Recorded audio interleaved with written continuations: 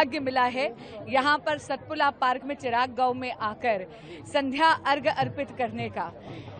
छठ पर्व की आप सभी को बहुत बहुत शुभकामनाएं। सूर्य नारायण की कृपा आप पर बनी रहे, छठी मैया की कृपा आप पर बनी रहे, आपके जीवन में सुख शांति समृद्धि आरोग्यता आए, यही मेरी मंगल कामना है। मैम, क्योंकि इस दौरान छठ पूजा का त्योहार है, इसलिए भी ज्यादा दिल्ली में सुर्खियों में रहा कि यमुना घाट की सफाई को लेकर कई सवाल उठे, तो उस पर आप प्रतिक्रिया? देखिए, त्योहार का वार है, इसलिए कोई भी नकारात्मक बात नहीं कहूंगी, लेकिन इतना जरूर कहूंगी दिल्ली को कि दिल्ली अब बहाने नहीं बदलाव चाहती है, प्रचार नहीं परिणाम चाहती है। और उन्होंने जिन्होंने बड़े बड़े वादे कर कर माँ यमुना जी की सफाई नहीं करी, लेकिन वो आज पहले से ज्यादा मलिन है। आगामी चुनाव में दिल्ली उन्हें सबक जरूर सिखाएगी। Okay, so let's understand one thing. India is a democracy. Suddenly, Waqf board is claiming the land. That's what they say. There is a court. They can go to High Court. They can go to Supreme Court. File a case. Because if the Waqf is doing something wrong, you need to file a case. But Jagdambika Pal going there alone is completely wrong. He is the head of the standing committee. He should have taken the rest of the members and gone out and sought out the issue. That is what they have to do.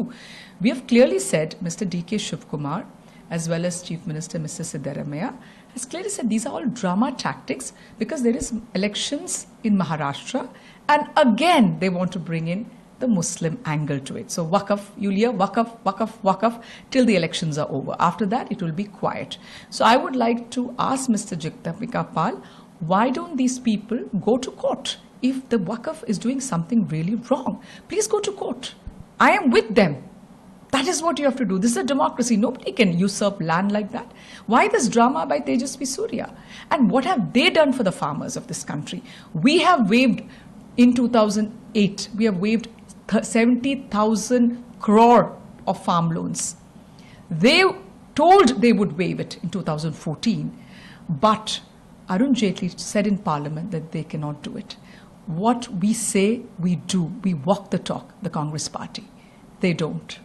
से कहा कि जो सक्रिय नई नजर हमको आ रहे हैं, जो फील्ड में नजर नहीं आए हैं, चाहे वो विधानसभा के इलेक्शन थे, चाहे वो हमारे लोकसभा के चुनाव थे, अब हम कोशिश करेंगे कि ऐसे लोगों को इसमें जोड़ें, ऐसे लोगों को इसमें आगे लाएं, ताकि वो रात दिन होकर एक होकर पार्टी में काम करें, अपना समय भी दें, वक्त भी दें और पार्टी के हर वर्कर को सक्रिय करने का प्रयास करें। आपने कहा इसमें हर वर्ग को शामिल किया जाएगा, किन किन लोगों को महत्व दिया जाएगा? देखिए, हमारे ओबीसी के लोग हैं, ट्राइबल लोग हैं, महिलाएं हैं, यूथ हैं, सभी को जोड़कर हम आगे ले जाने का प्रयास करेंगे और जिन लोगों ने डेडिकेटेडली पार्टी में काम किया है उनको अच्छी पोस्ट दी जाएगी, उनको तवज्जो दिया जाएगा ताकि वो अपनी टीम को दोबारा रिजुनेट करें, उनके साथ मिलजुल कर पार्टी को आगे बढ़ाने का प्रयास हमारा होगा। यूथ और महिलाओं को जोड़कर क्या आप उम्मीद कर रही हैं एक नए जोश के साथ पार्टी की नई बॉडी राज्य में बनेगी? बिल्कुल बिल्कुल, हमारा उद्देश्य यही है और हम ये चाहते हैं कि वह पार्टी मजबूत हो ताकि हम ये आने वाले समय में अपने पार्टी को इतना मजबूत कर दे कि अच्छी तरह से हम बीजेपी का मुकाबला कर सकें और अगला विधानसभा का चुनाव भी जीतें और लोकसभा का जब चुनाव आएगा तो उसमें भी हम एकजुट होकर सभी अच्छे परिणाम की आशा करते हुए इन संगठन को, इन लोगों को मजबूती देने की बात मैंने की है ताकि वो लोग सब एकजुट होकर काम करें। एक व्यक्ति एक पद की जैसे बात की जाती है, जो लोग सरकार में भी हैं, संगठन में भी हैं, इसको आपने पहले भी टेकअप किया था। जो ये मामला टेकअप गया, क्या मुख्यमंत्री को भी उसमें कॉन्फिडेंस में लिया गया था? क्या अब लोग जो सरकार में हैं वो संगठन में नहीं रहेंगे या जो संगठन में है वो सरकार में? अभी बैठ के इसके ऊपर विचार विमर्श किया जाएगा। सीनियर लोग, मैं माननीय मुख्यमंत्री जी से भी बात करूंगा, उप मुख्यमंत्री जी से भी बात करेंगे कि इनका क्या सुझाव है, वो किन किन लोगों को चाहते हैं, किन को तवज्जो दी जाए और जो लोग निष्क्रिय हैं, जिन्होंने पिछले चुनाव में अपना योगदान नहीं दिया, उनको उनकी जगह कर अच्छे लोगों को लाया जाए। जिस तरह से राष्ट्रीय स्तर पर भी कांग्रेस का जो पिछले चुनाव में जो स्थिति सही नहीं रही है, क्या आप मानते हैं इस तरह का जो संगठन का जैसा आपने कहा रिजुविनेट होगा, एक मजबूती मिलेगी आने वाले समय में, चाहे वो राज्य स्तर पर हो चाहे राष्ट्रीय स्तर पर? देखिए, हमारा उद्देश्य ही ये है कि हमने पार्टी को स्ट्रांग करना है।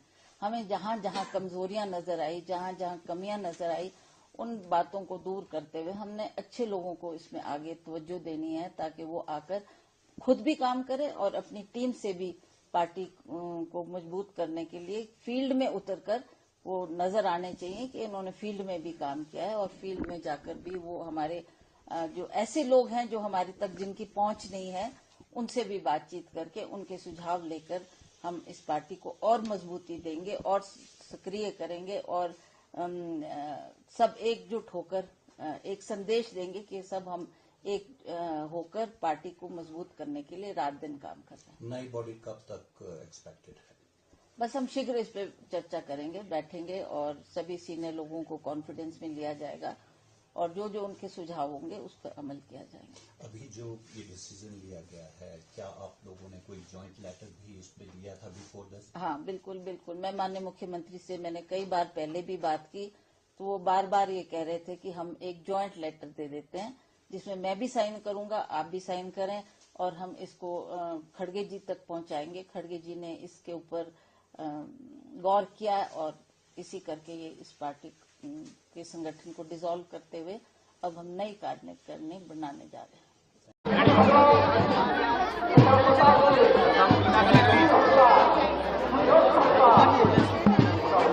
सभी पूर्वांचली भाइयों बहनों को और दिल्ली के सभी निवासियों को छठ की बहुत बहुत बधाई, बहुत बहुत शुभकामनाएं। दिल्ली में आज छठ का त्योहार धूमधाम से मनाया जा रहा है। दिल्ली के हर कोने में, हर गली में, हर मोहल्ले में इसी तरह दिल्ली सरकार द्वारा छठ घाट बनाए गए हैं।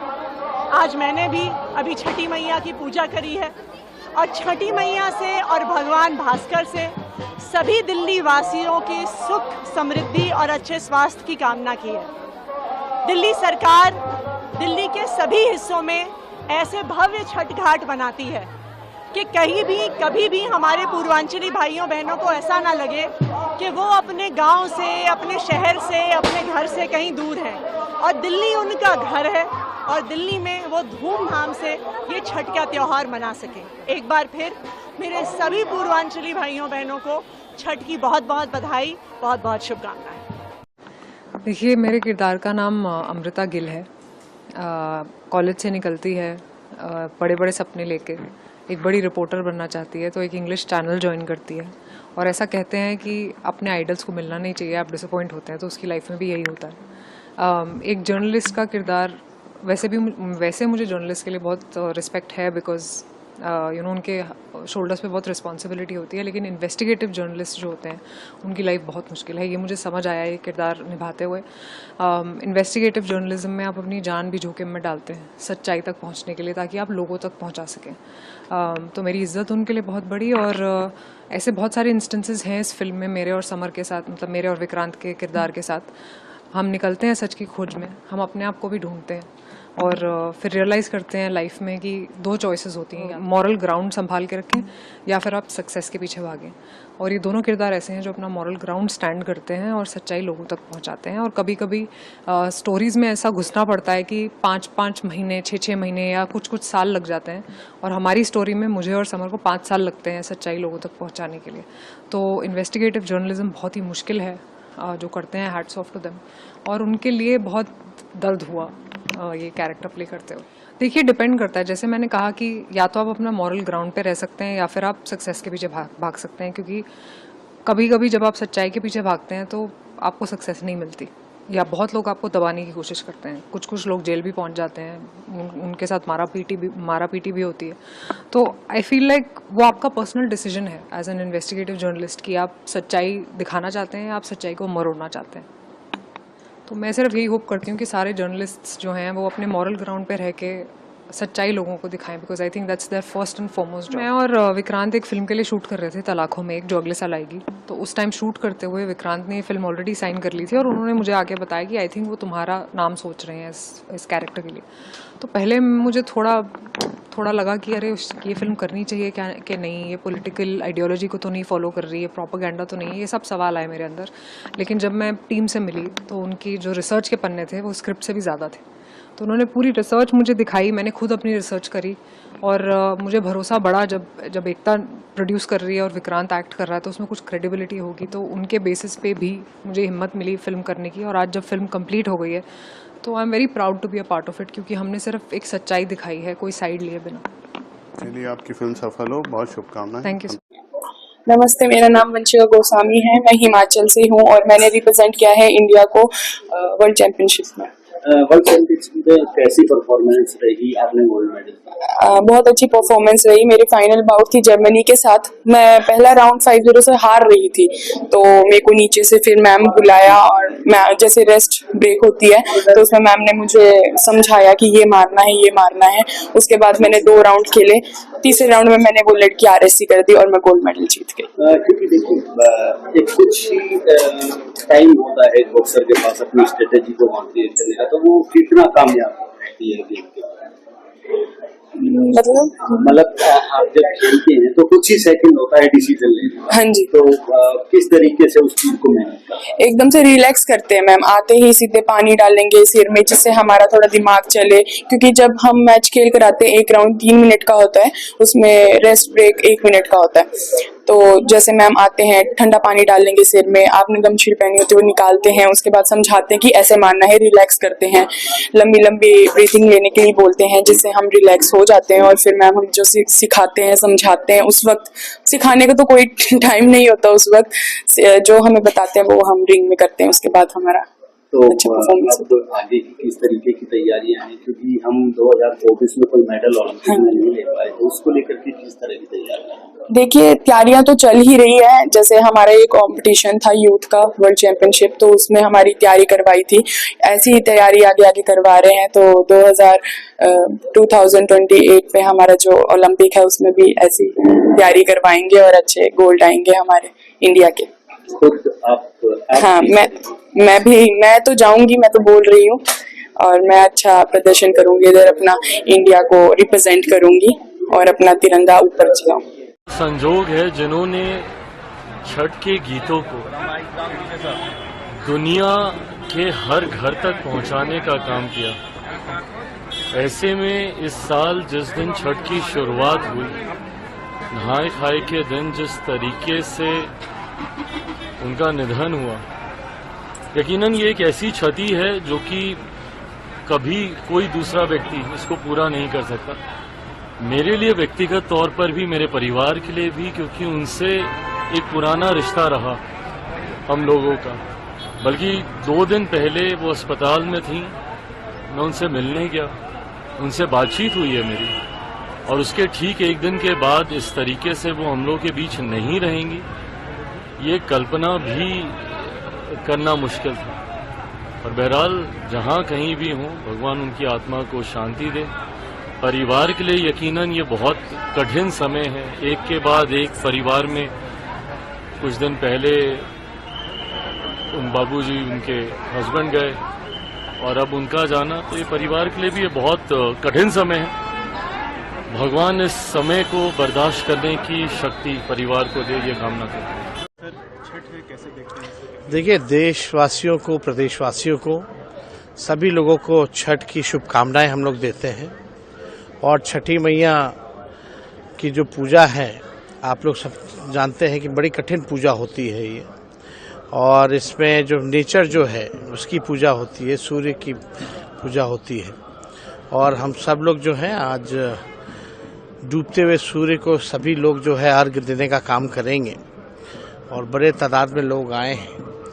और हम तो यही चाहेंगे छठी मैया से कि भाई अमन, चैन, शांति बना रहे, बिहार हमारा आगे बढ़ता रहे, सभी बिहारवासी देशवासियों के जीवन में सुख, शांति, वैभव मिले, और बिहार और देश हमारा सबसे आगे बढ़े, यही हम लोगों की कामना है।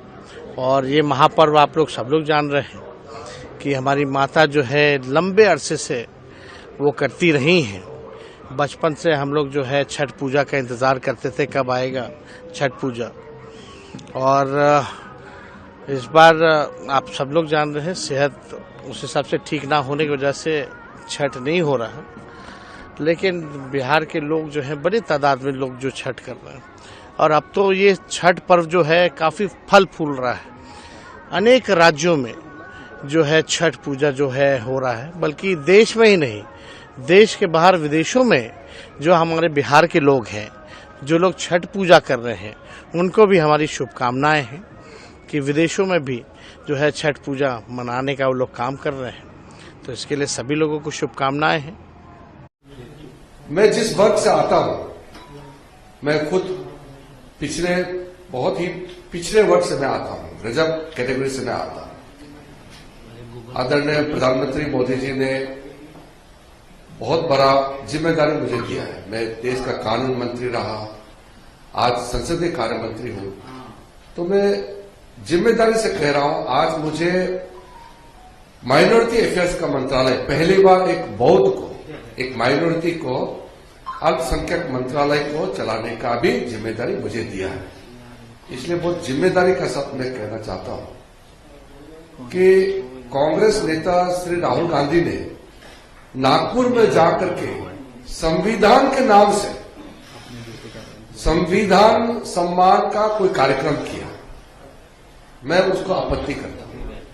जो इंसान संविधान को सम्मान नहीं करते हैं, उसके हाथ में संविधान का किताब, उसके मुंह से संविधान का शब्द निकलना, मैं इसका आपत्ति करता हूं। पहले कांग्रेस पार्टी जवाब देना चाहिए कि बाबा साहब भीमराव अंबेडकर जी से लेकर के उनके द्वारा रचना किया हुआ संविधान को जो अपमान किया है, वो जवाब पहला देना चाहिए। सबसे पहले बाबा साहब भीमराव अंबेडकर को नेहरू ने पहले कैबिनेट में नहीं लेने के लिए उसका नाम सूची से हटाया। उसका कहानी लंबा है, मैं कहानी में नहीं जाऊंगा। महात्मा गांधी जी और बाकी लोगों ने फिर जबरदस्ती कहा कि ये चुनाव से सरकार नहीं बन रहा है, पहला सरकार, ये भारत का मिला जुला सरकार है आजादी प्राप्त करने के बाद। तब बाबा साहब का नाम को जोड़ा गया, फिर उसको देश का पहला कानून मंत्री बनाया। उस दिन से लेकर के पंडित जवाहरलाल नेहरू ने जो इंसल्ट किया और आखिरी बाबा साहब अंबेडकर को इस्तीफा देना पड़ा। मैं फिर से कहना चाहता हूं, बाबा साहब भीमराव अंबेडकर का वो इस्तीफा पत्र क्यों पंडित जवाहरलाल नेहरू प्रधानमंत्री होते हुए अंबेडकर जी को इतना अपमानित किया, उसको रहने लायक नहीं छोड़ा मंत्रिमंडल में, आखिरकार उसको इस्तीफा देना पड़ा। उसके बाद से लेकर के 42nd अमेंडमेंट में संविधान का जो ढांचा होता है उसको ही बदल दिया। संविधान को खत्म करने का पहला प्रयास 42nd अमेंडमेंट के द्वारा कांग्रेस पार्टी ने जो किया, तब से लेकर के लगातार 1975 में पूरा संविधान का स्पिरिट को ही खत्म कर दिया, लोकतंत्र को पूरा सस्पेंड कर दिया, खून कर दिया। तब से लेकर के लगातार कांग्रेस पार्टी ने संविधान और बाबा साहब पर जो हमला किया, पहले उसका जवाब देना चाहिए, तब अपने हाथ में संविधान का किताब पकड़ना चाहिए, तब भीमराव अंबेडकर का नाम लेना चाहिए। उसके बगैर कांग्रेस पार्टी, चाहे राहुल गांधी हो, कोई भी हो, बाबा साहब अंबेडकर और संविधान के बारे में बात करने का कोई अधिकार नहीं है। मैं लगातार देख रहा हूं, संविधान को हाथ में पकड़ करके नाटक करने का काम जो कांग्रेस पार्टी ने किया है। संविधान को हाथ में पकड़ने से कुछ नहीं होता है, संविधान के अंदर में जो स्पिरिट है उसका समझना होगा। इसलिए नागपुर में नीला रंग का छोड़ करके लाल रंग में संविधान का कवर पिक्चर डाल करके राहुल गांधी ने नकली संविधान बांटने का काम किया। कवर लगाया, कवर के नीचे में कुछ नहीं था, मुझे बताया गया है, वो कोरा कागज थे। संविधान के बारे में एबीसी नहीं मालूम है राहुल गांधी को, और संविधान किताब। सर क्या मामला था सर, मुंबई पुलिस आई थी, कब आई थी? आज सुबह मुंबई पुलिस थाना पंडरी में आई, जहां पर उन्होंने सूचना दी कि एक क्राइम रजिस्टर हुआ है बांद्रा पुलिस स्टेशन में, जहां पर शाहरुख खान को धमकी दी गई थी एक्सटॉर्शन के लिए, कुछ पैसों की मांग की गई थी। तो उस पर मुंबई पुलिस ने आकर के उसमें जो आरोपी का जो पहचान हुई है वो थाना पंडरी इलाके का रहने वाला है, तो उस पर मुंबई पुलिस उनको एक नोटिस तामील करके जा रही है। क्या उसकी गिरफ्तारी हुई है सर? नहीं, अभी गिरफ्तारी का कुछ सूचना ऐसी नहीं मिली है, सिर्फ एक नोटिस उनको आप देख करके मुंबई पुलिस जा रही है। सर उसका बैकग्राउंड क्या है? जो व्यक्ति है उसका नाम मोहम्मद फैजान खान के नाम से आइडेंटिफाई हुआ है और पेशे से वो एडवोकेट है। किस तरह धमकी दिया था सर? क्या किया? धमकी फ़ोन कॉल के माध्यम से हुई थी। जो एक कॉल गई थी ये बांदा पुलिस स्टेशन को ही गई थी और बांदा पुलिस स्टेशन में जो स्टाफ है उसने वो कॉल सुनी और उसको धमकी मिली। उसके बाद उन्होंने वरिष्ठ अधिकारियों को सूचित करके इसमें क्राइम रजिस्टर किया। कब का ये पूरा मामला? ये 5 तारीख का मामला है। मोबाइल गुमने की या सिम गुमने की कुछ बात? हाँ, प्रार्थी ने शिकायत की है कि उसका फ़ोन 2 तारीख को गुम हो गया था, जिसके संबंध में उसने सूचना दी है, जिसकी अभी हम लोग भी तस्दीक करेंगे और मुंबई पुलिस इसमें जांच कर रही है। देखिए, ये छठ मैया का जो पर्व है, आज ये पवित्र पर्व सकुशल संपन्न कराना हम लोगों की जिम्मेदारी है और उसी व्यवस्था के तहत पुलिस कमिश्नर गौतम बुद्ध नगर महोदया के निर्देशन में नोएडा जोन के अंतर्गत 46 स्थानों पर यह पर्व मनाया जा रहा है और इसके दृष्टिगत हम लोगों ने जगह जगह पर जितने भी हमारे स्थान हैं जहां पर यह पर्व मनाया जाता है, लाखों की संख्या में लोग इसमें पार्टिसिपेट कर रहे हैं और ये त्यौहार सकुशल संपन्न कराए जाने के लिए हम लोगों ने महिला कांस्टेबल, हमारे पुलिसकर्मी, विभिन्न स्तर के पुलिसकर्मी अधिकारियों से लेकर के हमारे पुलिस कर्मचारीगण सब लोगों की ड्यूटी लगाई गई है। हम सब लोग क्षेत्र में हैं। यहाँ पर भी जहाँ पर पानी को देखते हुए हमारा जो एनडीआरएफ की टीम है वो भी हमारी मौजूद है। अन्य विभाग के साथ हम लोगों ने समन्वय बनाते हुए हमारी एम्बुलेंस है, इसके साथ ही साथ हमारी जो साफ सफाई प्रकाश व्यवस्था है अथॉरिटी के साथ में सब लोगों ने हम लोगों ने मिलकर के यहाँ पर सुरक्षा व्यवस्था पूरी हम मुहैया करा रहे हैं और ये त्यौहार सकुशल हम लोग संपन्न कराएंगे। ये सैकड़ों की संख्या में पुलिस बल लगाया गया है और ये पूरा हमारे नोएडा जोन में हजारों की संख्या में हमारा पुलिस बल तैनात है। सभी थाना प्रभारी सेक्टर जोनल स्कीम के तहत जगह जगह पर हम लोगों ने पुलिस बल लगाया है और विभिन्न चौराहों पर जितने हमारे संवेदनशील पॉइंट हैं जो कि ट्रैफिक डायवर्जन के लिहाज से जरूरी हैं वहां पर ट्रैफिक डायवर्जन कराया गया है और ये पूरी व्यवस्था हम लोग सकुशल सुनिश्चित कराएंगे। समस्त भोजपुरिया समाज जे हमार बात सब लोगन के छठ माई के बहुत बहुत शुभकामना। माई के कृपा सब पे बनल रहे। जितना भी व्रती हैं सब लोगन के गोड़ छू के प्रणाम बा। माई का हमेशा जौन भी मनोकामना रहला परिवार के लेके, पति के लेके, बच्चा के लेके, सुख सुविधा के लेके, स्वास्थ्य के लेके माई वो मनोकामना के पूर्ण करला। यह कामना के साथ हम समस्त जे हमार भोजपुरिया समाज बा 25 करोड़ का ये भोजपुरी बोला ला समझेला पूरे विश्व में उन लोगन के आपके एनआई के माध्यम से हम छठ का बहुत सारा शुभकामना देते हैं। बिहार कोकिला शारदा सिन्हा जी का निधन हो गया, आज अंतिम संस्कार भी हुआ, क्या कहेंगे? शारदा माँ जाना हमारे बहुत निकट थी, उनका आशीर्वाद निरंतर मिलता था। एक कोकिला, स्वर कोकिला चलेगी और ये देखिए हमेशा छठ गाने के लिए जानी जाती थी और छठ माँ के नहाए खाए के पहले दिन ही माँ ने उनको अपने आंचल में, अपने गोद में बुला लिया और मुझे पूरा यकीन है कि वो स्वर्ग में ही माँ के ही आशीर्वाद से वहाँ होंगी और उनकी आत्मा को शांति मिल चुकी होगी।